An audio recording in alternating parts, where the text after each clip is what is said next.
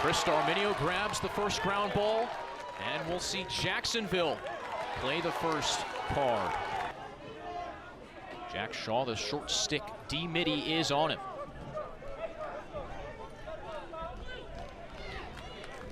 Midfield unit started slow. Taylor lets it rip and scores! A heat-seeking missile dodging down from up top. Jacksonville is on the board. Yeah, that looks like it was just a little bit of a missed assignment in terms of potential slide, and I don't know if there was really any visibility on that ball. See a little pick and pop. Shaw caught behind the play. Nobody slid. Yep. A great early start if you're Jacksonville. Started strong. Early goal provides a deep breath. Max Sloat with a full head of steam. Denied by Ryan Delarocco. Lock the knees and stop the pellet. Garrity in transition. He's already got 2 goals this year, but he'll pass it off. Gavin Angel on the run. And Nicky Brown has it knocked away. Bard made a beautiful check right there. Down to Carpenter. Duke in transition. Here comes O'Neal. Super hot fire. Knotted up at 1 apiece. O'Neal's 13th goal of the year. Yeah, that was Coach Danowski. He says you just want people to make plays. That was Bard up to Tyler Carpenter, and then down to O'Neal. You could see this beautiful play, and then O'Neal just cannons it past him. Delarocco probably has not seen a shot like that in his career. Jacksonville with 10 to shoot. Cycled around. Griner denied right into the cross of Jamison. The offensive half. A speedy Balsamo, sophomore from Long Island, puts one in the net. It's a great individual effort. You know, really nicely set up. I think they knew that matchup was the one they wanted, and they gave him a lot of space. They really spread out. Balsamo working on Tucker Garrity, someone you don't usually see targeted. But he was scoreless in the matchups from up top. This is Ben Johnston, the freshman, top 5 recruit in this year's class.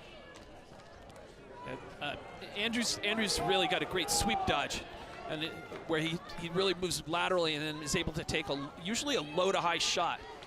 Sloat gets some space and scores.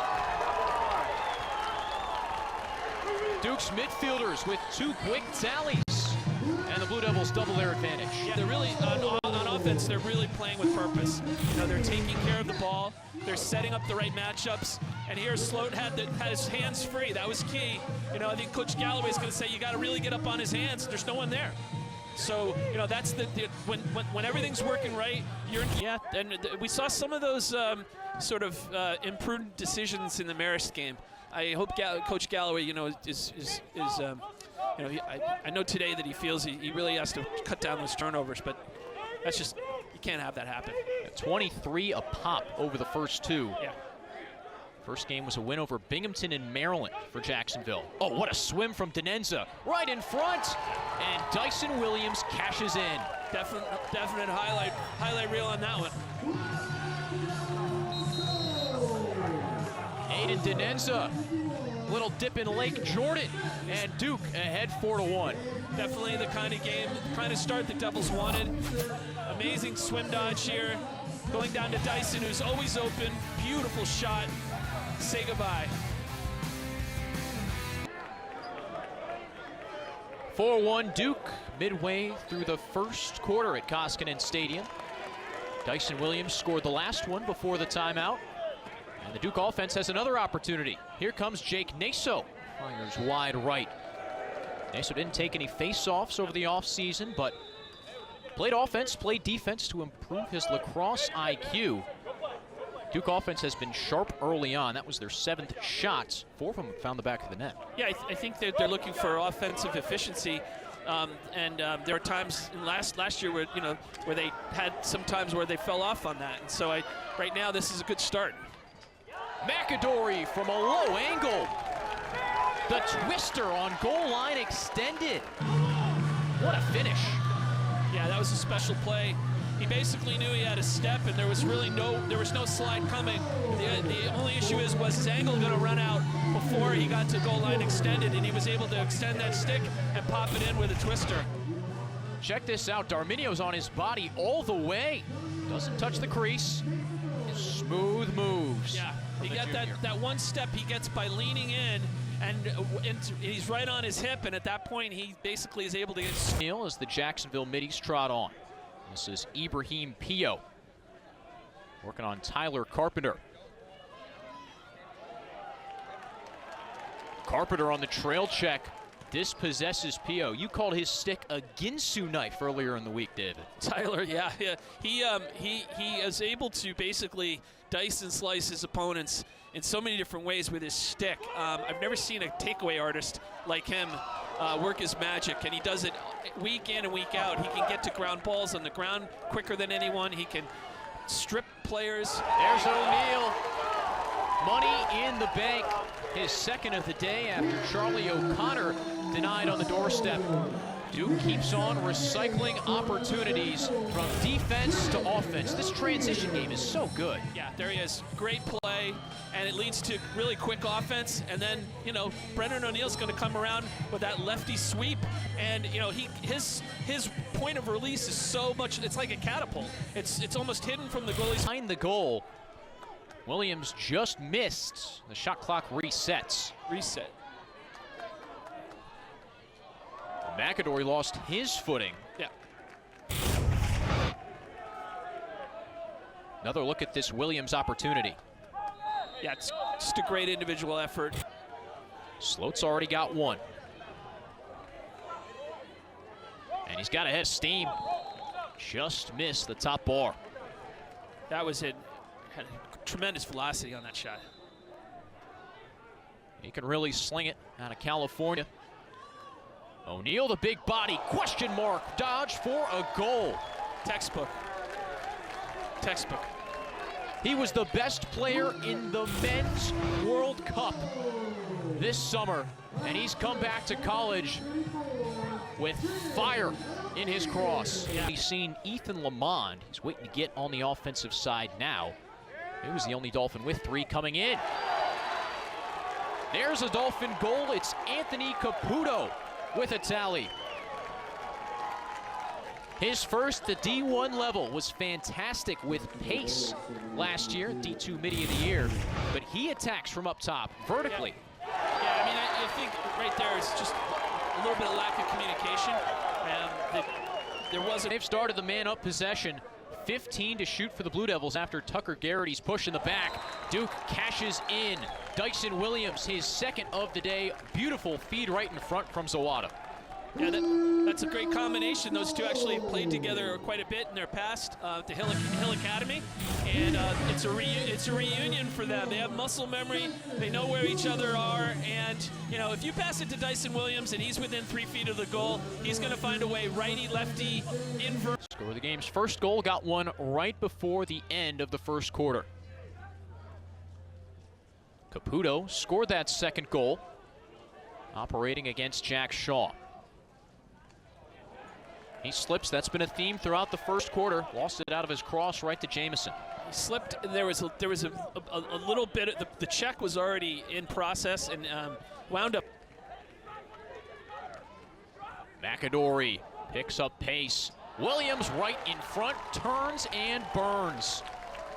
Make it 9 for Duke. Yeah, another textbook play. You run out of players when you're talking about McAdory and Dyson and Zawada. You run out of players on defense to slide. They're sort of a missed assignment, and then all of a sudden, Dyson Williams, one of the best shooters in the. Really interesting how those leadership structures play out with these younger freshmen that are so talented. Yeah, I think Aiden being on that line adds a level of gravitas to these kids and to the whole style of play. They can understand what it's like to play with a guy who's a real veteran, who's played deep into May numerous times, and was one of the best players coming out of Long Island. So for them, it's sort of like your big brothers on your line, and you're going to learn a lot, and you're going to. There you go, beautiful play. But yeah, it's just a great thing to have Aiden on the second line there. Zawada sneaks it past Del Rocco. Only got a piece of it, but couldn't make the full stop. Yeah, that was first sneak from behind, really. It was just a nice pick, and you know, he had the ability. There you go. That's Keith Boyer on him. Yeah, so he had him right in his trap there, and he dropped his stick. So Jacksonville this year just 2 for 8 on the man up. But make that 3 for 9 as Jack Taylor pings a corner. He's their sharpshooter, their do-it-all guy from up top. Jacksonville goal has second of the game, scored number 15, Jack Taylor. 4th of the year, 2nd of the game for the sophomore from Westboro, Massachusetts. They gave him a lot of time and room to shoot on this goal. They moved the ball well.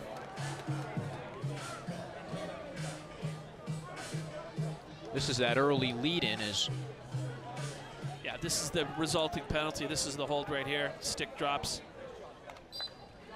And then great recovery on that from the Devils. Get that ball back. McAdory is that's part of his personality, his DNA. He just never stops. John Danowski says he has a contagious motor. Sloat winds, fires, and scores. Could be a bit of a breakout game for the sophomore. Already 2, and he's shown some real stuff. I mean, that was absolutely on fire. These shots that he's got an incredible windup. He's given a lot of time to shoot, though. If you look right here, he took at least 2 steps and put it offside low. You're not going to stop that. That was just a beautiful shot. Probably get in goals and assists. Yeah. Back in 22. Haven't seen him from up top yet, though, really. So this is going to be interesting. Could have been a hold there. Dalton Hubbs, another D3 transfer. He's from Transylvania. On the wing, Denenza stings the twine. Yeah, so these two have played together a tremendous amount growing up, and in high school, coming down here, and you can see this play. They were setting it up all of the way. They want to draw the double. There's Aiden, and he just comes up with high heat, and they've been doing this since they were in 3rd grade or 4th grade. All the way have gone through this program, and you know, he was just an amazing athlete and driven. You know, guy who was a star athlete, football player, wrestler, and a great person. He's just a great guy. So shout out to the Fowlers. Well, Fowler stands alone no more. Del Rocco eats that shot in the gut. Keeps Dyson Williams out. This is a scoring threat right here. Darminio getting loose. Denied. Kenny Brower right there, long stick on long stick. Almost had 300 career ground balls and 100 caused turnovers for Lynchburg. Zawato wide open, too easy. 13-3, Duke leads. Fantastic as well, 2 goals and an assist. Nathan Kapp and Jake Naso at the face-off X to get us started. Another ground ball for Chris Darminio. A little bit colder here in Durham. Beautiful takeaway right there. Beautiful. Carpenter with the strip. You can see some breath starting to rise. That's the kind of stuff he does. It's just, you know, you almost can't make it up. Like his cat-like reflexes, and he just hounds guys. Precision. He's passed Cade Van Raphorst for 3rd in the Duke all-time caused turnover list after that one.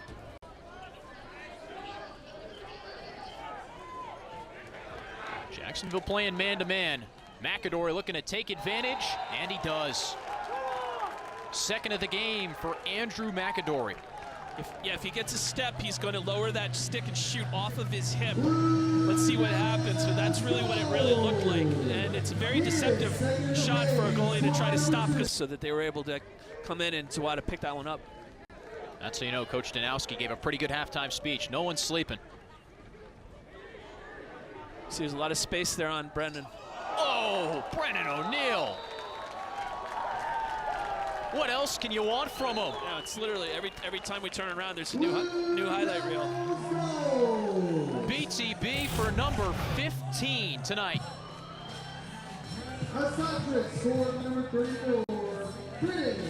Number 16 on the season for O'Neal. Talby had no chance going against the best of the best, whether it's technology or lacrosse players. But Brennan O'Neal tonight has just been too dominant for any pilot to stop. Yeah, I think he's moving at supersonic speed, and everyone else is moving at, cart and buggy speed on that defense. Another one for Max Sloat. He's got a hat trick. Sloat only played in 4 games last year before a season-ending injury. But looks like he'll be a big piece for Duke. Yeah, well, right now is he 3 for 3 shooting? And, that was a really nice way. Caputo, no relation to Owen and Jake, by the way. For anyone However, wondering. that was Caputo covering Caputo just now. Caputo with the bouncer. He's from Westbury, New York. And the Caputo brothers, who Owen just graduated last push, but for that push, it was broken up. Mentioned the goalies and the multiples that Duke has. Patrick Jamieson has come off the field. Griffin Rackauer is now trotting out to the cage on the right side of the field. Brennan O'Neal also taking a break. Denenza steps down and scores. Plenty of time and room for him to contemplate that shot, place it exactly where he needed to. I think that defense has got to be, after 17 Duke goals, that defense has got to get up in intensity with Duke right now. And that's, like I said in the very beginning of the broadcast, I think that there's an intent and a purpose going on right now. Zawada breezes top side and tucks it low left. What more can you ask for from the Duke offense? Josh Zawada now has a hat trick, closing in on another game with 6 points. Duke leads 18-3. The Blue Devils keep on scoring.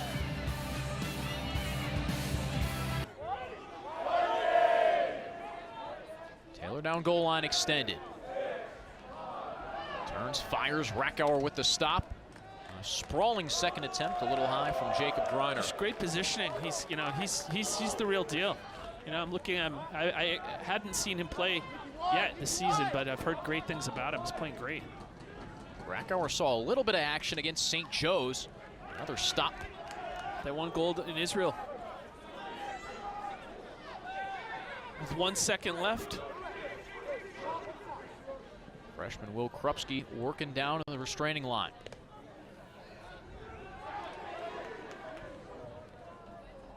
Shot clock a factor here with the 5-second differential. There's a Jacksonville tally. Caputo with his second. 2 for Jack Taylor, who just got that assist, and 2 for Anthony Caputo. Yeah, that was a really nice, patient possession. Look, they're looking for the right cutters. He spent some time. Probably had a beautiful pass. Thread this to the needle. Probably had a little too much time to make that pass. He didn't really have much pressure on him, but he's gone down under his own power. There was a guy in the first quarter who was talking about how slippery this field can get. I remember him? Yeah, he used a big word too. I think he said something about, I don't know, patina? That wasn't on the SAT when I took it. Well, Brennan O'Neal with a cannon. 6 points on the day. It's a catapult that's coming at you with that shot, with such a low release point. And he comes and he almost hides the ball as he comes over and he delivers that. It's a tremendous amount of velocity. It's impossible for a goalie to drops the stick all the way down. See that? And then delivers it. And you really, as a goalie, you don't even see where the ball. I think there's a point to be made on both sides, right? You want to get your new guys, younger guys in, maybe, guys who haven't had as much experience, get them in. But then also, keeping your guys out there who are your starters, you get to really work your offense against a great defense. And really fine-tune that early in the season. So I think that could be some of the rationale. There's a goal for a guy with some experience. That's Sam Chase, the senior from Tallahassee. Stepped out and ripped it. Professionals and that's trickled down. Well, and he also, when we were talking about culture, he said, if you want to be, just point blank about it, the culture starts in the weight room. And, their strength and conditioning coach, Coach Christensen is just, is basically very integrated part of the team. And, the whole culture of this team is all about, what can you accomplish? What can you add on to layering of your accomplishments, just like you do when you're lifting weights and you're trying to really, put together a program. And you do it as a team, in there, when you're really like pushing each other. And I think that's paid off. This is a program that really relies a lot on that as a level set for mental toughness. Coach Danowski also attributed Duke's health over the past couple of years. Barely any injuries to speak of when talking about Blue Devils offensively or defensively. He says that comes from the extra weight training. Yeah, he actually, the ability to limit injuries is, it definitely correlates to, proper weight training and having someone who's overseeing it so they can oversee lacrosse. Yeah, speaking of time in the weight room, here's Brennan O'Neill.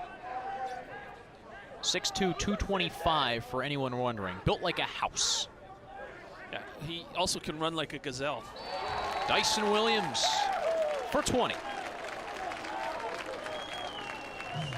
Fourth goal of the day. Everyone trying to get their numbers sorted out. Duke still with a couple of defenders stuck up there. Coach Galloway told us that he found Shane Coppins at a coaching clinic, just explaining a tenet about man-up offense. Liked the idea so much that he figured I might as well bring him on. The coaches went on a retreat pre-season to come together and get their ideas aligned, find some goals and visions for this team. Speaking of goals, there's one for Ben Johnston. Yeah, he's finally on the board.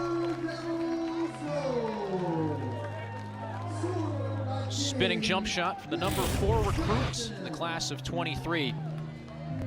Avon Old Farms product, originally from Illinois. Yeah, it was really, really nice play. Just came right up. Had time and room, but we created as little bit of as a room early on when Mike first went to UPenn. Coach put UPenn on the calendar, on the schedule, and it's become a great rivalry. And UPenn's had our number in a lot of those years. Garrity playing a little offense. The jump shot from Nicky Brown is wide. Jacksonville keeps it on the chase. But you talked a lot about that midweek, how Coach Danowski, not just with Penn or with Coach Galloway, is growing the game here in North Carolina. There's a goal for Tucker Garrity. Yeah, he helps out young coaches, High Point especially, an hour down the road.